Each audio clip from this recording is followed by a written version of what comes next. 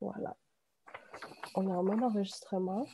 Donc, bienvenue à tous et à toutes. On va attendre quelques secondes, le temps que les gens rentrent dans la salle.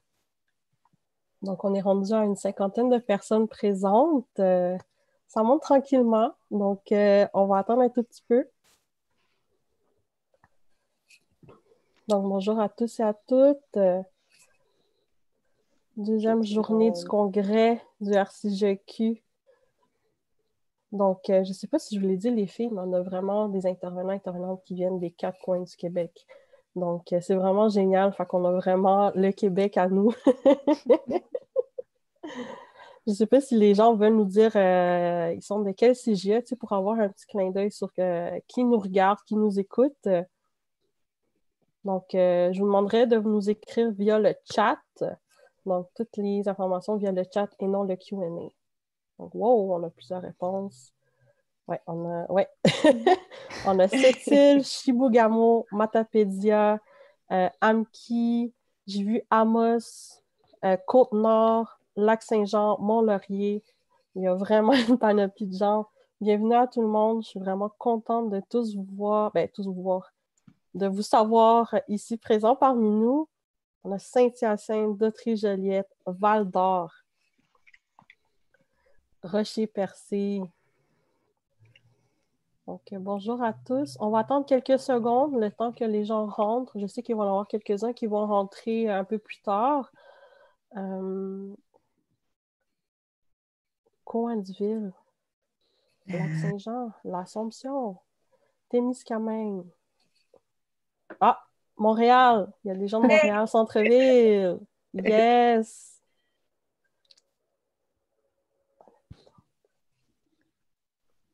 On est rendu à 80 personnes. Québec. Allô, Québec.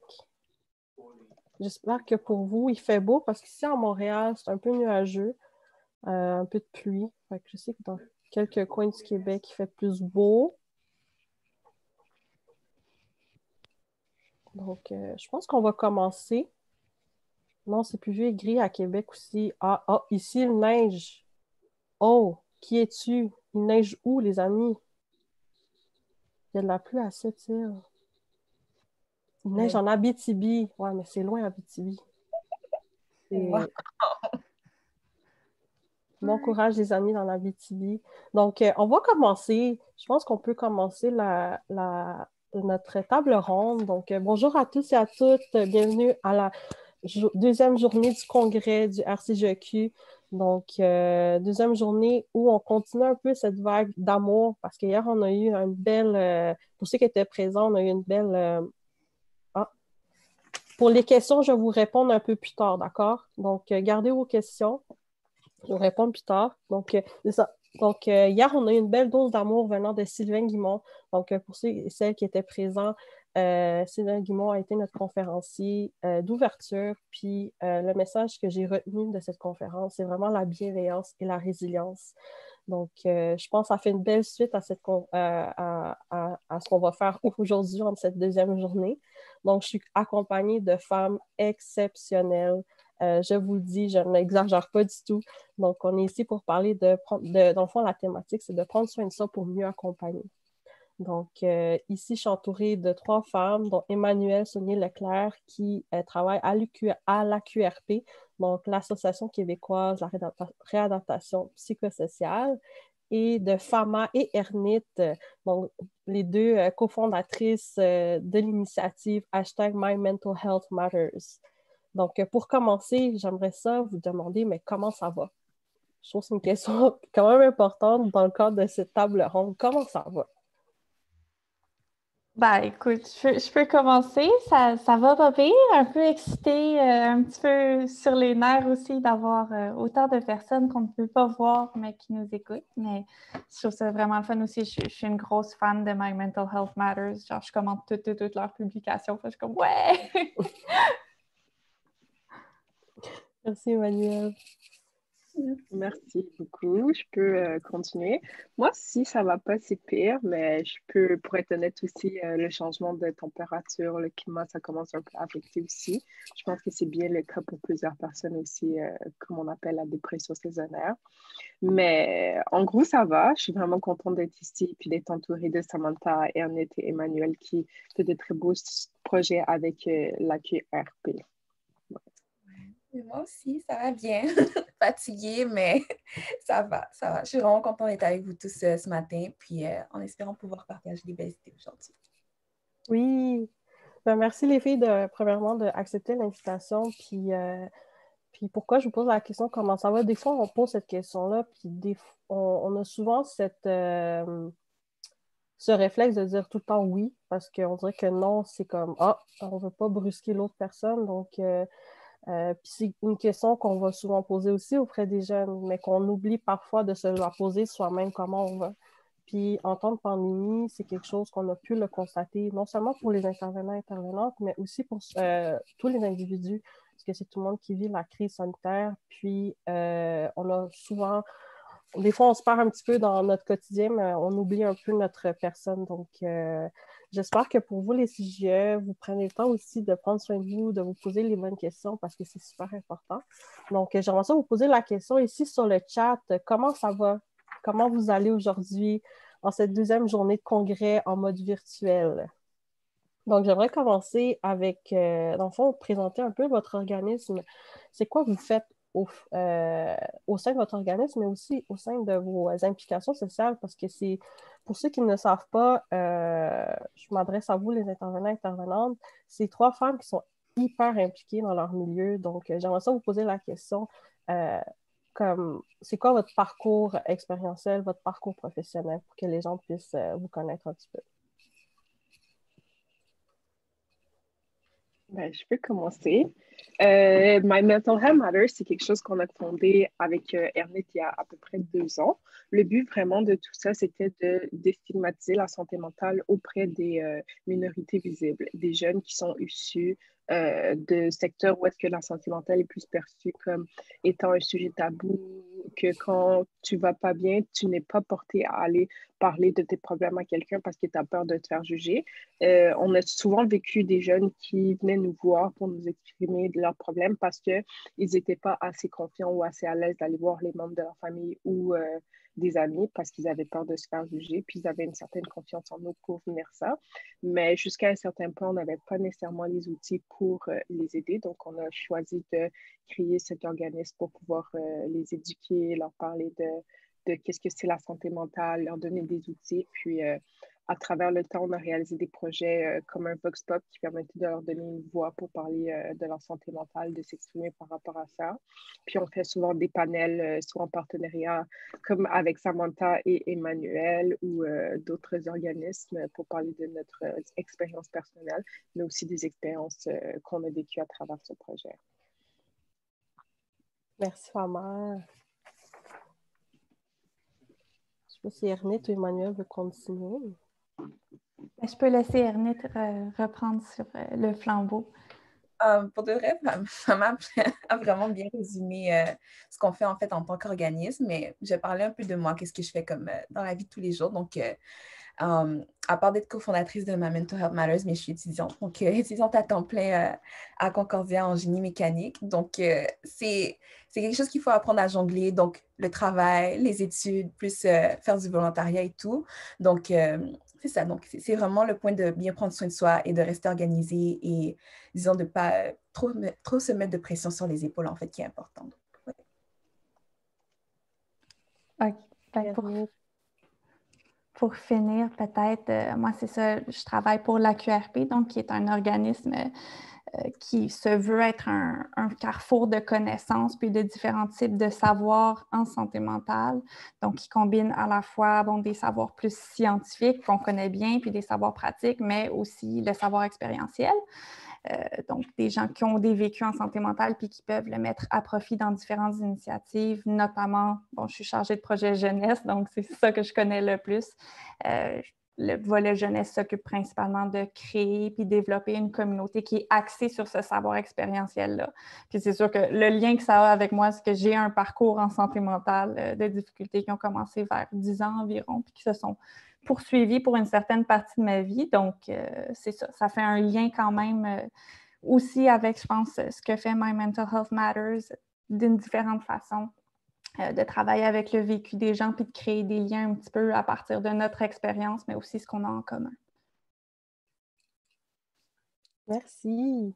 Puis c'est ça, ce que je trouve intéressant, c'est le pourquoi. Pourquoi vous pensez que c'est important de...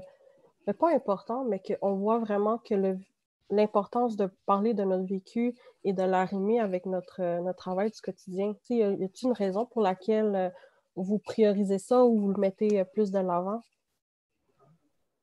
En fait, c'est vraiment important. Comme ça fait en sorte que les gens qui viennent nous approcher ou qui suivent notre page et tout, ils voient qu'on n'est pas juste comme, disons, juste des gens qui posent des publications ou qui font juste organiser des trucs pour comme parler de santé mentale, mais c'est aussi de comprendre que comme, comment dire, être plus comme reliable, dans le sens que comme les gens peuvent s'identifier à nous, que comme, tu sais, si jamais il y a des personnes qui ont vécu comme de l'anxiété, de la dépression, que comme, au moins quand on voit que comme quelqu'un en parle un peu plus ouvertement, mais ils sont comme, OK, mais je suis pas la seule, comme je suis pas la seule personne à pouvoir penser comme ça et tout.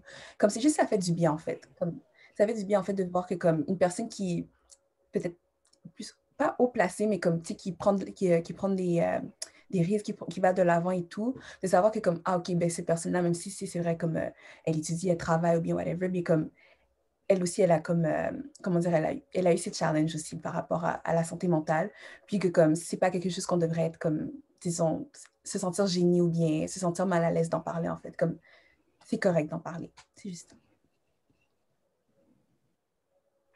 Oui, ben, je pense que effectivement, il y a comme un gros aspect qui est de déstigmatiser juste la conversation qu'on a sur la santé mentale, puis l'apporter un peu dans toutes les sphères de notre vie, parce que on a toujours une santé mentale, puis est toujours affectée par différents événements ou par juste notre état. Ça peut être à la fois une question plus de santé, vraiment diagnostique, mais ça peut aussi juste être comment est-ce qu'on évolue dans le monde. Puis on a tendance à cloisonner les discussions qu'on a sur la santé mentale de façon générale en disant, ben il y a des moments où est-ce que c'est correct d'en parler, puis il y a des moments où est-ce que ça l'est moins, mais j'ai l'impression qu'en intégrant un peu notre vécu dans tout ce qu'on fait, ben oui, ça décloisonne finalement cette conversation-là, puis ça donne le droit aussi d'avoir des difficultés, puis de toujours considérer ça comme une priorité, puis de faire des liens juste avec ça, que ça soit une force finalement aussi, non pas seulement d'avoir vécu des difficultés, mais d'avoir évolué là-dedans, puis de pouvoir créer des liens avec. Je suis vraiment d'accord avec ce que les deux ont dit. C'est principalement ça ce qui est important avec le fait de partager son histoire. Mm-hmm.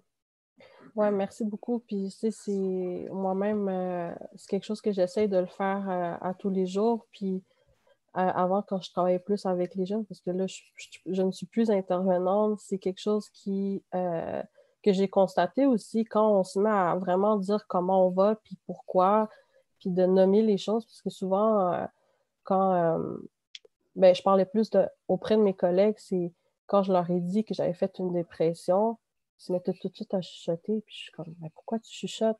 Je suis à côté de toi, on discute. Fait que, tu sais, on a vraiment des réflexes qui sont, des fois, quand tu y repenses, t'es comme, mais pourquoi ça se fait? Pourquoi on n'est pas capable de, justement, de dire le vrai mot? Si on est capable de dire qu'on s'est cassé une jambe, ben, on peut tout à fait dire que c'est normal que j'ai une dépression ou que je vis de l'anxiété. Donc, voilà. Je sais Ouais. pas Parfois, si... je crois que c'est aussi quelque chose qui est inconscient qu'on le fait. C'est pas volontaire. Les gens n'ont pas nécessairement une volonté de faire ça pour être mauvais ou que ce soit d'une mauvaise intention, mais parce qu'on a tellement été entraînés inconsciemment à trouver ça comme quelque chose de mauvais. Je parlais de dépression, d'anxiété ou de n'importe quel problème de santé mentale, que c'est juste une réaction qu'on a inconsciemment. Contrairement à si moi, je te dis que j'ai un cancer, on va plus éprouver de l'empathie pour toi que si je te dis que j'ai une dépression. C'est juste comment on a été en tant que société, si je peux dire ça pour ça. Mais la chose la plus importante, c'est prendre conscience qu'on est biaisé. Puis, consciemment faire le chemin inverse, puis être plus ouvert par rapport à ça. Je pense que c'est ce qui est le plus important. Mhm. Ouais, puis juste peut-être acknowledge en temps et lieu que tu as des réactions, tu sais, ce que tu dis, Samantha, comme quelqu'un qui commence à parler, à chuchoter, tu sais, juste encourager le fait de questionner nos propres réactions quand on a des discussions sur la santé mentale ou, tu sais, même quand tu as un vécu toi-même, ton expérience va être différente de celle de l'autre. Fait qu'il y a tout le temps comme une espèce d'examen de conscience à faire aussi sur, OK, qu'est-ce qui vient jouer sur mes réactions, sur ce que je connecte, sur ce que j'ai plus de misère à éprouver de l'empathie pour. Ou...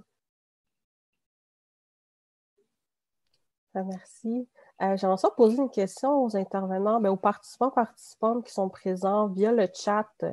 Donc, est-ce que vous, dans votre pratique, vous partagez votre parcours à vous, que ce soit de façon directe ou indirecte, pour faire vos interventions? Donc, si vous voulez, vous pouvez nous écrire via le chat. Sinon, on va continuer avec une autre question que je trouvais quand même importante, surtout de nos jours. La pandémie, cette fameuse COVID-19, est-ce que vous pensez que ça vous a... pas que vous pensez, est-ce que ça vous a affecté dans votre quotidien? Surtout quand on travaille en santé mentale, ça fait partie de ce qu'on fait à tous les jours. Puis en plus, on rajoute la COVID qui, pour moi, elle a été extrêmement difficile. Est-ce que ça vous a rajouté une autre couche de travail ou une autre couche de lourdeur, si on peut dire ça comme ça, dans votre quotidien? Pour être honnête, comme au début, comme vraiment le début du confinement et tout, j'étais pas trop comme, disons, triste par rapport à ça. Comme, honnêtement, ça faisait du bien de comme rester à la maison. She was happy. Faudrait comme pendant un bon un mois, j'étais comme, yeah, this is the life I want to live. Mais après quelques mois, comme dans la routine, où on est vraiment à la maison, on étudie à la maison, on travaille de la maison, tout ce qu'on fait, c'est de la maison et tout, ça devient vraiment lourd. Mais dans le sens que comme, c'est comme si, en tout cas, dans mon cas, moi, c'est vraiment comme un manque de motivation, dans le sens que comme ça devenait lourd de juste comme me lever, puis comme, c'était un cours, alors que comme, tu sais, tout ce que j'ai à faire, c'est d'ouvrir mon ordinateur, puis de me connecter là. J'ai pas besoin d'aller prendre le bus ou quoi que ce soit, mais je trouve que c'est là que je me suis rendu compte qu'en tant qu'être humain, ou en tout cas, peut-être plus pour moi, que comme on est vraiment habitué à avoir une routine, puis c'est important pour nous de comme, disons, de bouger, puis de savoir que comme on a quelque chose à faire durant la journée. Comme, c'est juste, je sais pas, ça a été vraiment lourd, mais ça a commencé à être plus lourd pour moi vers comme après 2, 3 mois, dans le sens que comme, tu sais, je sors plus vraiment. C'est comme, oh, like, t'es plus fatiguée, en tout cas, pour moi, j'essaie vraiment d'être plus positive et tout, mais c'est vrai, en tout cas, j'ai trouvé ça vraiment lourd puis vraiment difficile, dans le sens que comme, tu sais, je sais pas comment expliquer ça, c'est juste, on dirait le fait que comme, toute ta routine est comme cassée du jour au lendemain, ça fait comme, oh my God, like, what am I gonna do? Tu sais? C'est comme, non, c'est ça. Donc là, en tout cas, pour essayer de, comme, contrecarrer ça, comme j'essaie de garder quand même une routine, de rester impliquée dans ce que j'ai à faire, de faire une liste, de, tu sais, quand même bâtir un horaire, mais je vais pas vous mentir, là, it's really heavy. Comme c'est vraiment lourd, là, quoi. Ouais. Je peux continuer sur ça. Pour moi, la première fois qu'on nous a dit on va être en quarantaine pendant 2 semaines, j'étais contente. C'est 2 semaines de vacances. Il n'y a plus d'école, il n'y a plus de travail. I was happy. Et après, c'est quand le gouvernement a dit ah, un mois. Là, c'est un choc parce que c'est un mois où est-ce que tu fais rien, que tu n'es plus dans ta routine. Et je peux dire que ma vie était assez chargée avant la quarantaine. Je sortais de chez moi à 7h30 le matin, je rentrais chez moi à 23h. J'allais à l'école, j'allais faire du sport, j'allais travailler. Donc, tous les jours, c'était de fast life qu'on le vivait. Et là, du jour au lendemain, après 2 semaines de vacances, on ne fait plus rien de cette vie rapide-là. Donc, c'était vraiment un choc par rapport à comment j'allais m'occuper parce que pour moi, ce qui me remplissait, ce qui permet aussi de avoid, comment on dirait ça en français, d'éviter mes problèmes aussi, c'est d'avoir cette vie qui était super chargée. Mais là, en un mois, tu dois confronter toutes les choses que tu étais en train d'éviter. Puis, tu t'es plus occupé, tu n'as plus le sentiment de, de rewarding feeling que tu faisais quelque chose d'important dans ta vie. Donc, ça, c'était vraiment difficile. Puis après le 1 mois, le gouvernement rajoute un autre 1 mois. Donc, je croyais que c'était des... On fonçait dans un mur à chaque fois que le gouvernement disait quelque chose. C'est ça qui était vraiment difficile. Mais après un certain temps, je pense que j'ai recommencé à avoir une routine de vie qui était plus structurée. Donc, ça m'aide vraiment beaucoup. Puis, les activités ont revenu un peu à la normale. Mais là, on est en train de retomber dans ce cycle-là. Mais je pense que j'ai vraiment appris à me connaître, à trouver des nouvelles stratégies pour m'aider dans la vie de tous les jours. Donc, c'était difficile, mais on a appris de cette situation. Puis je pense que c'est ça qui était le plus fructifiant de cette pandémie. Ouais, moi aussi, je me sens un petit peu comme Ephrama et Ernest dans le sens où au début, j'étais comme « Ah, ben cool, ça donne un petit break, tu sais, puis des fois, tu as juste besoin de ça pour faire le point sur où est-ce que tu es rendu, puis tout. Puis nous, on a des activités qui sont beaucoup en mobilisation, fait qu'on ne pouvait pas faire grand-chose quand on était en confinement. Puis là, plus ça avance, plus on se rend compte que, OK, ça va durer un certain temps. Puis là, il y a comme le stress de l'adaptation qui se met en place aussi, parce qu'on est comme, OK, c'est pas juste attendre que ça passe. C'est, non, il y a des... Il faut que je mette de l'énergie à des nouvelles façons, à une nouvelle routine et tout. Puis bon, je pense que ça a été aussi une année qui était très, très, très chargée pour différentes personnes avec différents mouvements sociaux. Et donc, vivre ça en isolement aussi, c'était comme un peu exigeant, à la fois justement d'un point de vue de travail, de juste, OK, comment est-ce que je m'organise, puis comment est-ce que je fais en sorte d'avoir une routine qui continue à comme individuellement me faire du bien, mais aussi juste comment est-ce que je connecte avec des gens quand il se passe tellement de choses dans le monde qui sont difficiles, puis qu'on n'a pas les moyens traditionnels pour aller se retrouver finalement, tu sais. Ouais, ça l'amène énormément de... Moi, de ce que j'ai appris, ça m'a amené à vraiment savoir comment m'adapter à tout ça. Tu sais, c'est comme tu dis, Emmanuel, tu sais, tu travailles au niveau de la mobilisation, mais là, on est rendu, comment on fait pour se rencontrer? Puis là, on se dit souvent, on va faire ça sur Zoom, mais c'est pas tant évident sur Zoom. Ça amène une certaine fatigue aussi. Puis là, d'essayer d'avoir l'attention des jeunes, ça peut être extrêmement difficile à ce niveau-là. Puis au niveau du recrutement, j'imagine. Donc, ça l'amène beaucoup de choses, ça leur ramène beaucoup de re-questionnements sur soi-même, sur comme nos méthodes de travail, notre façon de penser, puis de voir un peu ce qui se passe autour de nous dans la société. Ça peut être énormément, là. Ça peut être beaucoup. Puis, je me demandais aussi, de côté plus pratique, est-ce que vous avez des trucs, que ce soit dans vos milieux ou personnels aussi, des trucs auxquels vous êtes dit, faudrait que, faut que je le mette en application ou je pourrais le partager aux intervenants et intervenantes? C'est pour passer au travers de cette pandémie, mais aussi pour apprendre à prendre soin de soi. Et je trouve que c'est important, comme... est-ce que j'ai coupé quelqu'un? Vas-y.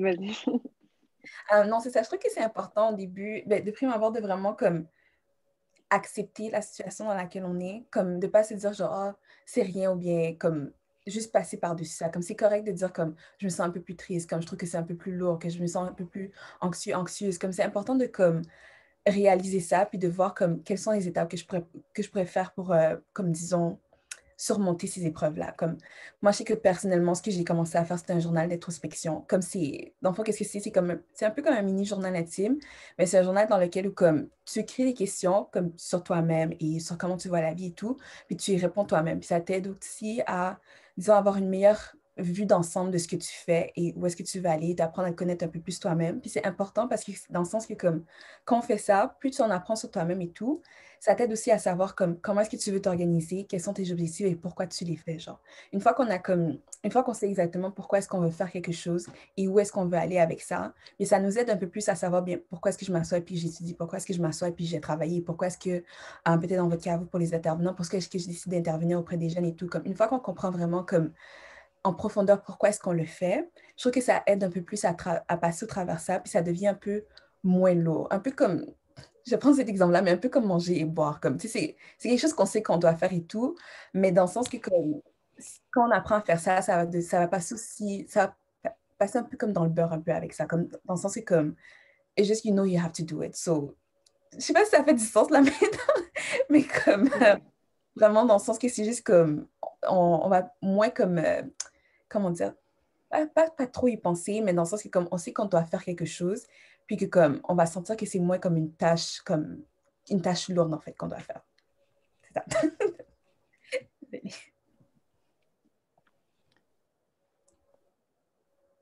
Oui, bon, je peux y aller peut-être. C'est tout le temps ça, le petit délai avec Zoom, qu'on est comme, est-ce que quelqu'un y va? Oui, ben, je suis juste tellement d'accord. Je ne sais pas si je peux ajouter quelque chose d'aussi comme complet, mais peut-être le fait que, tu sais, des fois, surtout dans des milieux d'engagement jeunesse, on a l'impression que on prend soin de soi à travers notre travail parce que ça nous fulfill d'un point de vue comme d'idéaux puis tout. Ce qui est vrai en un sens, mais je pense qu'on a tendance des fois à prendre trop ce besoin-là, puis à oublier que c'est correct aussi, que ça reste du travail, puis que c'est exigeant sur d'autres points. Et donc, comme, faut aussi se donner des moments, surtout en confinement, où est-ce qu'on est tellement plus connecté par différents moyens technologiques, où est-ce que c'est beaucoup plus difficile de faire la coupure. Il faut comme vraiment se donner des outils, puis des moments où est-ce que, OK, je déconnecte de ça, je déconnecte de ce que c'est cet engagement-là par mon travail ou par mes activités bénévoles pour se donner un petit break, parce que sinon, ça n'arrête jamais. Puis, il y a comme une grosse pression du milieu aussi que ça n'arrête pas parce que tu es supposé trouver ça toujours comme le fun puis fulfilling, tu sais, alors que dans les faits, je veux dire, c'est ça, on a des limites émotionnelles même dans le cadre de ce travail-là, puis c'est d'autant plus important maintenant d'être capable de les marquer, puis de, justement, comme Ernest disait, avoir cet examen de conscience-là, là, qui est comme, OK, comment est-ce que je vais, c'est influencé par quoi, qu'est-ce que je peux faire pour remédier à ça, tu sais. Oui, il y a comme un examen plus fréquent à avoir. Ouais. Moi, ce que je rajouterais à ça, c'est que dans le domaine du travail, ce qu'il faut surtout faire, c'est s'établir des limites. Puis moi, comment j'ai appris à faire ces limites-là, c'est en me faisant des to-do list et en faisant des deadlines qui respectent le cadre de mon travail.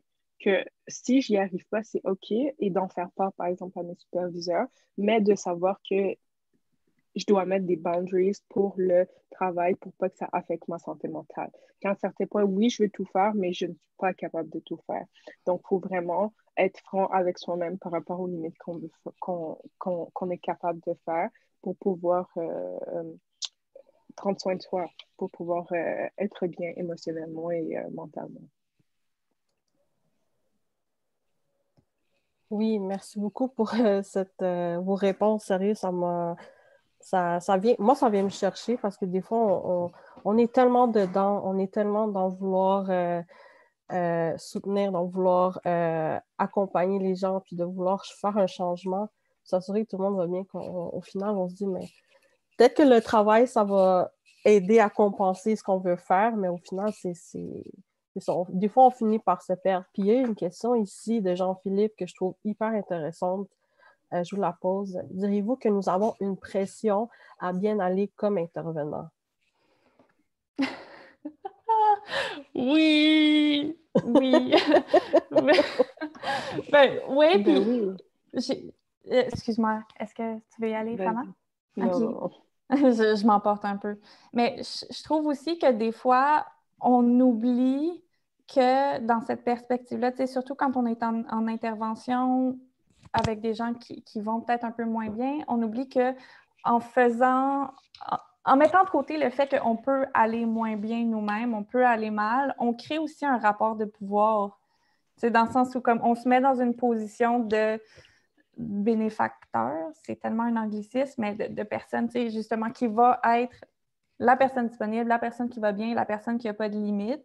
Puis, c'est sûr que, je veux dire, il y a un rôle professionnel à avoir, mais pour moi, j'ai toujours trouvé ça plus humanisant, à l'inverse, quand la personne devant moi était comme juste une personne qui donne ses compétences, puis son insight, ce qui est toujours utile, mais justement, qui ne va pas être la figure léchée de la performance. Sauf qu'après ça, quand toi, tu es dans la position d'intervenant, intervenante, souvent, tu oublies ça. Ben, moi-même, en fait, je ne peux pas parler pour les autres, mais moi, je sais que j'ai tendance des fois à me dire, OK, non, il faut que je performe un petit peu là-dedans en étant le mieux possible, en étant la plus équilibrée, si on veut, alors que dans les faits, ça ne sert même pas toujours l'objectif qu'on veut avoir, tu sais. Ben, je crois que dans un sens aussi, c'est que vu que c'est ton travail d'aider l'autre, tu ne peux pas être vulnérable pour que il y a toujours dans cette relation où est-ce qu'il y a deux personnes, où est-ce que quand quelqu'un ne va pas bien, l'autre personne doit la réconforter ou l'aider. Donc moi, je trouve, surtout dans le domaine d'intervenance, si toi, tu ne vas pas bien, tu forces dans un certain sens à l'autre personne qui, elle a besoin de toi parce que c'est ton travail, à venir te réconforter. Oui, c'est vrai qu'on doit être plus transparent. Ça, c'est sûr que aujourd'hui, je ne vais pas moins bien, je ne vais peut-être pas être en mesure de te le dire, ce qui peut être plus utile, mais on doit quand même avoir un certain contrôle par rapport à comment on approche l'autre personne qu'on est supposé intervenir. Donc, je crois que ça revient encore aux limites de aujourd'hui, je ne pourrais pas travailler, aujourd'hui, je ne pourrais pas faire ça pour ne pas aussi briser le lien que l'intervenant doit avoir avec la personne qu'elle est supposée aider dans le cadre de son travail. Donc, oui, il y a une pression, mais ça revient un peu aux limites qu'on doit s'accorder par rapport à si on doit travailler ou non pour pouvoir rentrer dans le cadre de nos fonctions. Ouais, non, c'est Emmanuel et parents, vous l'avez vraiment bien comme résumé là. Comme c'est vrai, il y a une pression comme toujours bien vouloir aller, mais il y a aussi l'aspect que comme qu'on doit faire notre travail comme de façon transparente et dans les meilleurs avec les meilleurs outils possibles. Donc c'est sûr que comme si on arrive toujours genre oh non, ça va pas bien aujourd'hui ou quoi que ce soit, bien on risque d'affecter quand même les personnes auprès de qui on veut intervenir et tout.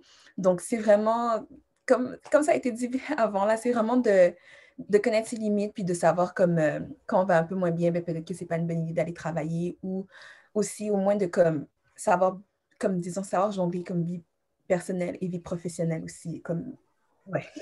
C'est ça.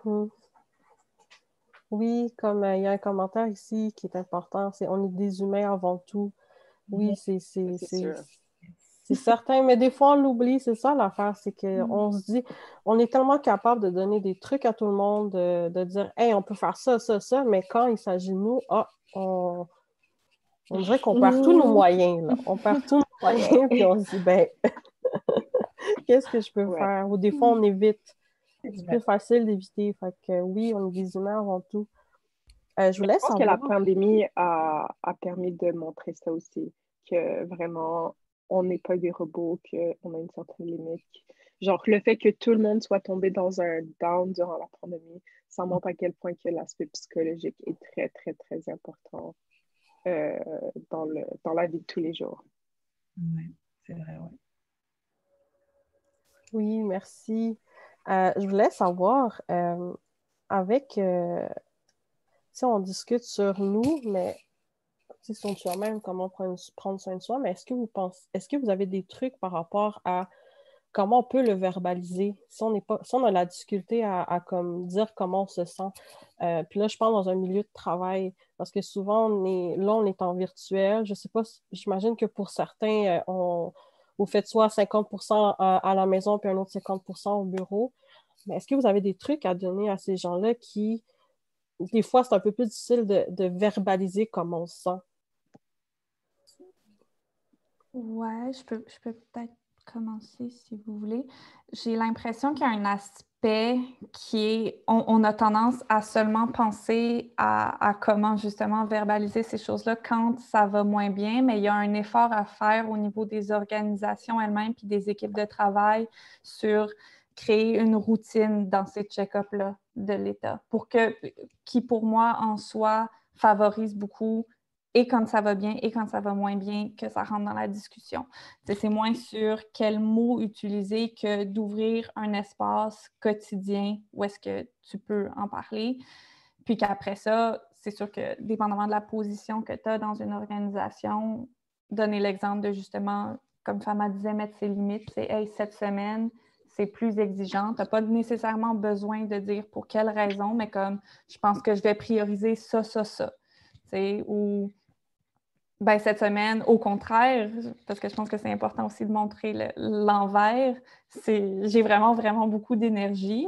Fait que si vous avez des choses que vous allez moins bien dans l'équipe, des situations qui font en sorte que vous allez moins bien, bien, je peux peut-être plus en prendre. Venez m'en parler un petit peu plus directement si vous voulez. Puis mettre en place ces mécanismes-là qui normalisent finalement les discussions sur ton état mental puis émotionnel puis comment ça influence ton travail. Ça permet que quand il y a des périodes, je ne vais pas dire de crise, même si ça peut aller jusque-là, mais où est-ce que c'est vraiment plus difficile, bien, il y a comme un... Il n'y a pas l'adaptation nécessaire à créer le mécanisme. C'est vraiment ce qui est exigeant, c'est en parler, puis c'est déjà très difficile, mais au moins, il y a comme l'espace qui est là.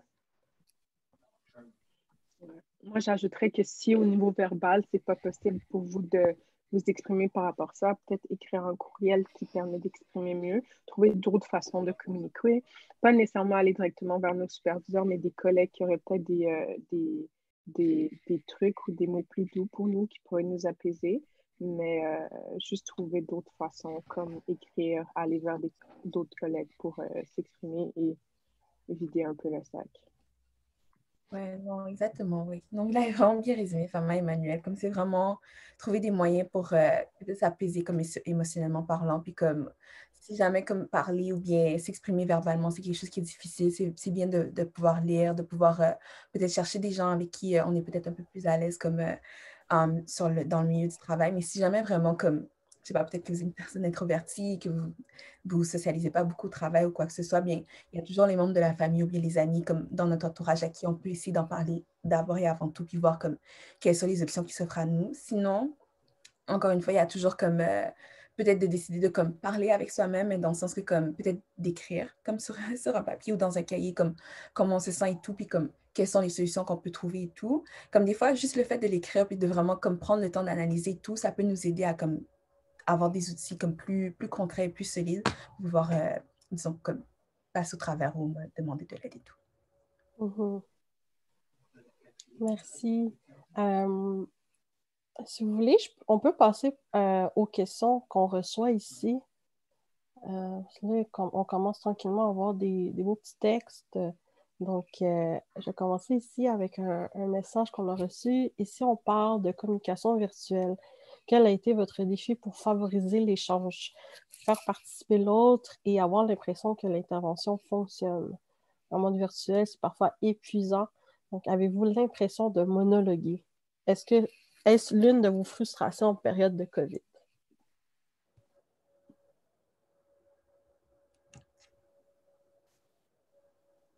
Excuse-moi, je vais Je suis pas sûre de comprendre la question. la question. Mais je pense, de ce que je comprends, là, je pense que c'est au niveau de la communication, vu que, tu sais, par exemple, nous, en ce moment, on discute, est-ce que vous trouvez ça difficile de, comme, au niveau de l'intervention, de, comme, avoir une intervention en mode virtuel, là?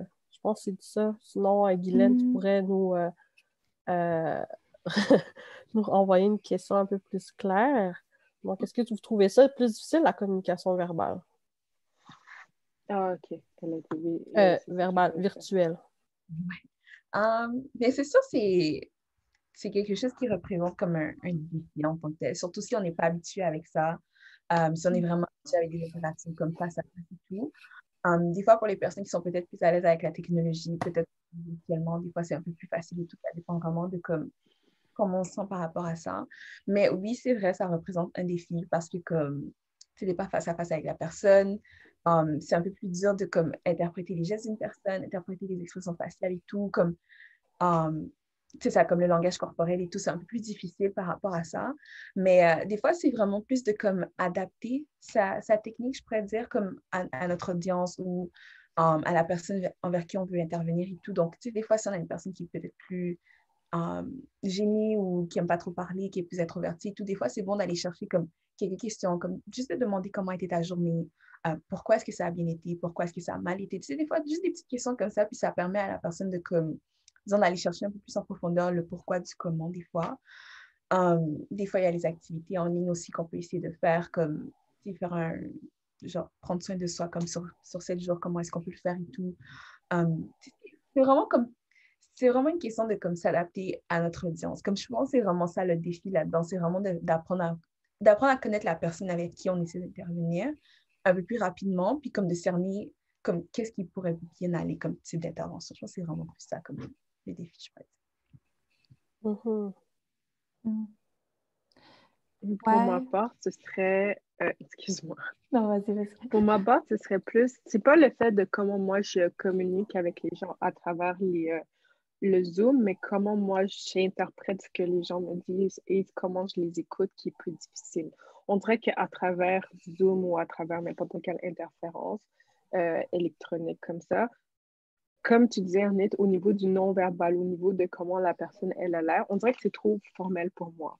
Qu'il n'y a pas l'aspect humain de comme on échange juste casually, que c'est pas parce qu'on est sur Zoom que c'est différent, que j'ai de la difficulté, on dirait, à interpréter ou mieux comprendre la personne comparativement si c'était en vrai. Mais sinon, je pense que ça va quand même en ligne. Ouais, je ne fais qu'approuver, vraiment. J'ai l'impression que c'est ça, il y a un aspect qui est tout que je ne suis pas capable, en fait, de verbaliser dans des rencontres en personne. Il y a un lien comme humain qui ne se fait pas vraiment à travers un écran, tu sais. Puis c'est vrai que c'est comme fatigant, puis des fois, on a l'impression que nos rencontres sont comme moins pertinentes en Zoom, si l'objectif, justement, c'est de créer des liens, puis c'est un peu ça en intervention aussi, là, d'aller chercher un peu les motifs de la personne. Il manque un petit quelque chose.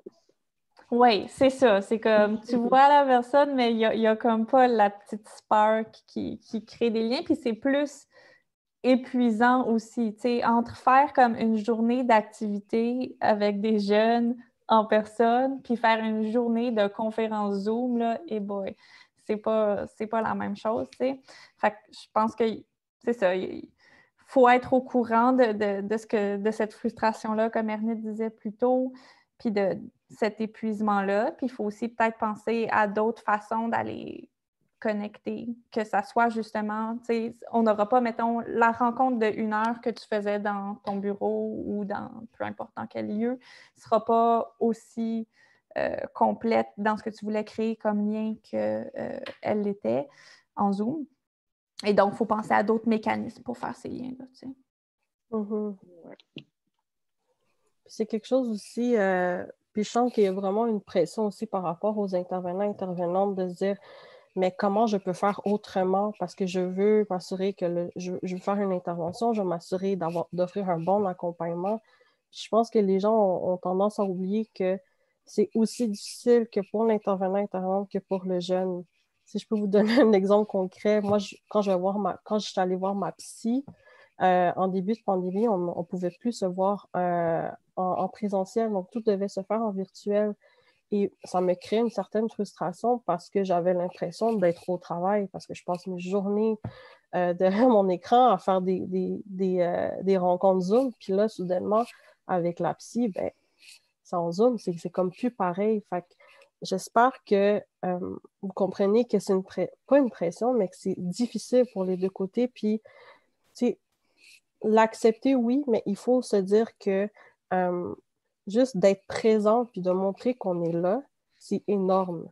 Même si le jeune, il n'aime pas trop ça, faut se dire que c'est correct, que c'est normal et qu'on peut pas, il n'y a pas mille façons de faire en pandémie. On n'a aucun contrôle. Je pense qu'il faut se dire dans la tête qu'on n'a aucun contrôle par rapport à ça. Donc, Mais c'est ça qui est difficile, le fait d'avoir oui. aucun contrôle. Exact. Je continue ici avec des commentaires. On en a quand même reçu beaucoup. Ici, un beau commentaire. Depuis la pandémie, beaucoup de clients me demandent comment je vais. Cela n'était pas fréquent avant. Ça crée aussi une solidarité. Ça, là, c'est vraiment beau. Tu sais, c'est ça.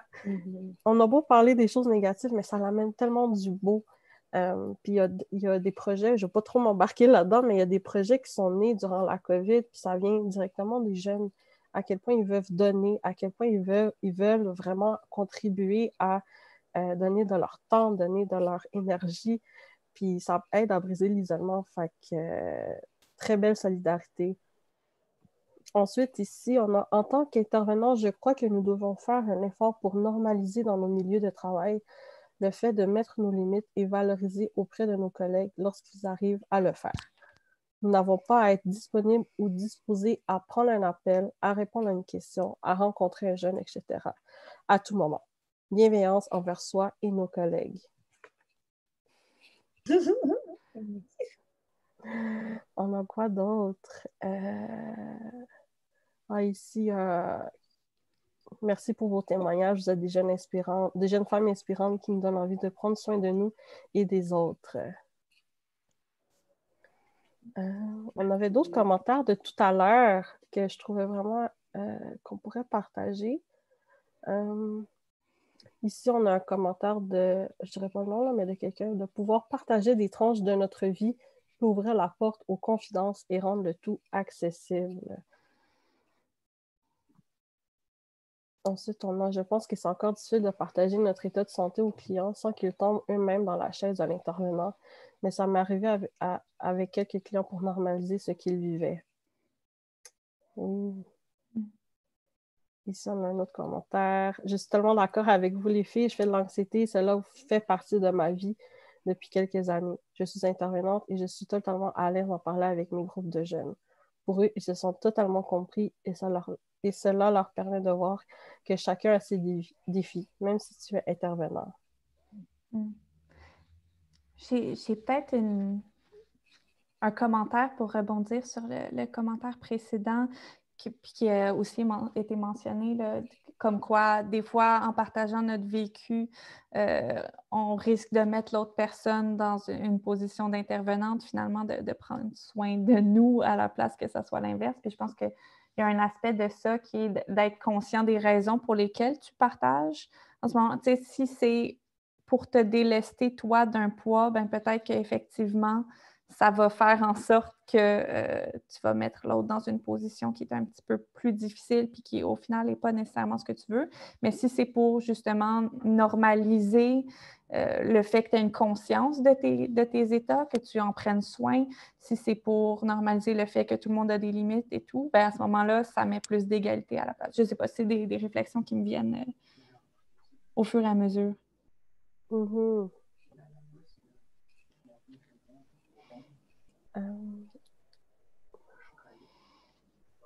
Oui, ici j'en ai un commentaire. Je pense que nous devons accepter nos journées down tout en maintenant la limite avec nos clients. On peut être moins disponible, moins présent tout en maintenant la relation unilatérale essentielle à l'intervention. Je me demandais par rapport à, je vais rebondir par rapport à ce que tu dis, Emmanuel, mais je la pose la question à vous trois, là, c'est quoi la meilleure façon, selon vous, d'essayer d'intégrer notre parcours à nous sans trop affecter la position du jeune qu'on fait de l'intervention? Est-ce que vous avez un truc, une astuce par rapport à ça? Je pense que c'est bien comme, OK, moi personnellement, comment je le fais, c'est vraiment comme quand un jeune me raconte son histoire et tout, que je vois que ça, parce que il y a quelque chose que je vis avec lui ou quelque chose de similaire et tout, mais je peux toujours aller avec comme, je comprends un peu qu'est-ce que tu vis, puis tes sentiments sont aussi valides, puis je donne un exemple comme de moi, comme ça. Puis je trouve que c'est quelque chose qui est vraiment bien, surtout en tant qu'intervenant, que ce soit en tant que thérapeute ou psychologue, le fait de juste faire des liens, même si c'est pas juste avec nous personnellement, mais de dire que oui, j'ai déjà connu quelqu'un avec qui comme ça s'était passé ou établir ce genre de lien-là, des fois, ça aide à la personne à se sentir comme beaucoup plus humain et ça rend comme l'intervention comme beaucoup plus humaine et accessible à la personne comme qu'on essaie d'aider, en fait. Comme je trouve que c'est bien. Merci, Ernest. Ouais, moi, j'aurais envie de dire qu'il y a comme un travail préalable sur soi à faire pour que ça soit comme, comment dire, pour que l'utilisation de ton vécu soit justement adaptée, mais aussi que tu sois consciente de ses limites. C'est de dire, OK, c'est quoi les éléments qui ont été définitifs dans mon parcours, de toi-même être capable un peu d'articuler c'est ça, c'est quoi ces éléments-là, c'est quoi les points d'empathie sur lesquels tu peux relate avec quelqu'un, puis c'est quoi les points aussi où est-ce que votre expérience diverge, parce qu'il faut aussi reconnaître ça, je pense que pour qu'une intervention soit pertinente, puis pour que la personne ait l'impression d'être écoutée, tu sais, d'avoir comme à la fois la connaissance de ton propre parcours, mais la disponibilité sur le moment pour accueillir celui de l'autre, tu sais. Tu veux partager, mais pour créer des liens, pas pour toi, finalement. Ouais, faut pas qu'on finisse par être la personne qui parle le plus durant le- l'intervention. Bon point. Oui, j'aimerais ça voir si donner ce petit moment-là qui reste pour les intervenantes de nous poser des questions. Donc, je ne sais pas s'il y a des gens qui veulent nous poser des questions, tout simplement nous écrire via le chat pour qu'on puisse la poser. On va attendre un tout petit peu parce que ça ne peut pas être automatique comme avec un micro. On passe un micro, tiens, là on écrit, donc on va attendre un tout petit peu. On parlait d'adaptation, c'est ça. Oui! Donc, c'est ça. On Le va plus attendre. dur avec Zoom, c'est d'être assis toute la journée sur la chaise et avoir mal aux épaules à la fin de la journée. Oui, Une vraiment. adaptation.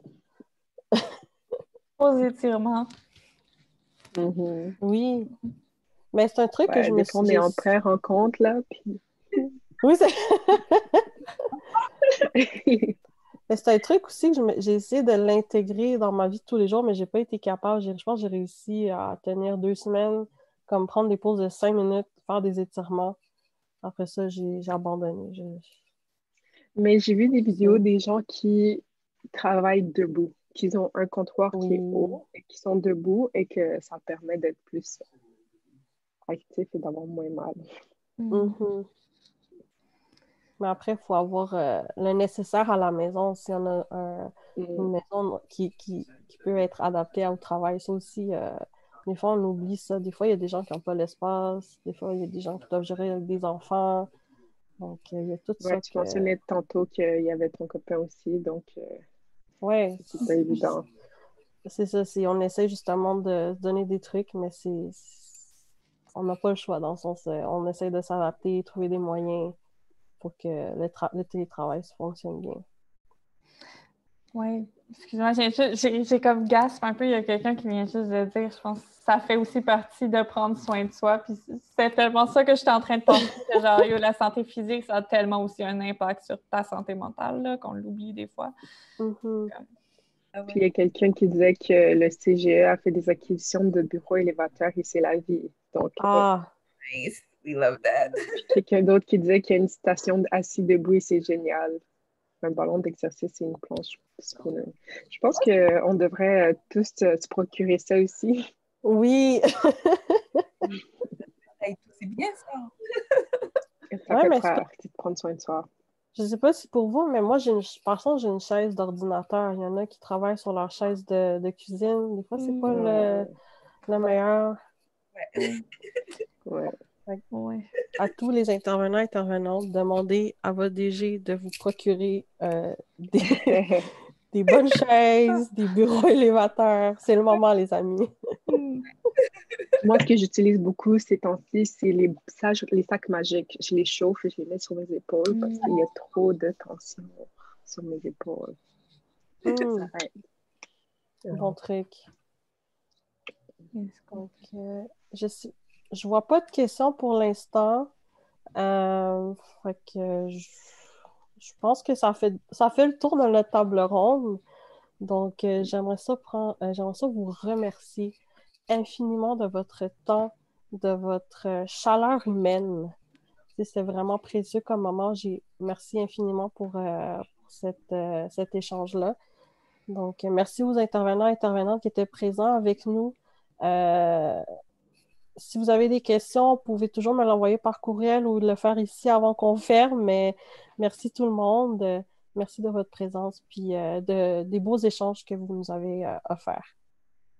Merci à toi, à Samantha et à Emmanuel et tout le monde qui ont participé. C'était vraiment intéressant. Pareillement, j'en ressors toute.